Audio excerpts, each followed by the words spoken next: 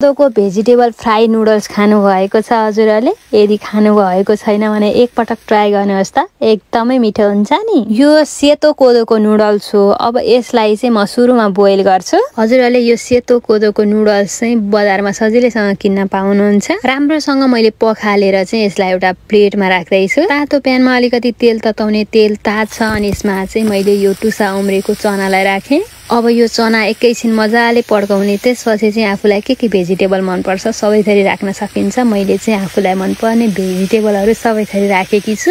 यो नै राख्नुपर्छ भन्ने छैन, आफूलाई के भेजिटेबल मनपर्छ सबै थरी राख्ने। यो भेजिटेबलमा मैले स्वाद अनुसार नुन पनि राखेँ। त्यसपछि चाहिँ मजाले एकैछिन फ्राई गर्छु। पुरै पाक्नुपर्छ भन्ने छैन, लगभग यतिको पाकिसकेपछि मैले यो रेडी गरेको नुडल्स राखेँ। Dark soya sauce, chilli sauce राख्ने, त्यसै गरी अलिकति चाउमिन मसला पनि। अब मजासँग यसलाई चाहिँ अलि निकै बेर फ्राई गर्छु मलाई चाहिँ अति नै मनपर्छ यसरी फ्राई गरेको। हजुरलाई चाहिँ कतिको फ्राई गरेको मनपर्छ आफ्नो इच्छा अनुसार फ्राई गर्न सक्नुहुन्छ। यति बेला चाहिँ हजुरले अलिकति उसिनेको आलु राख्नुभयो भने झनै मिठो हुन्छ।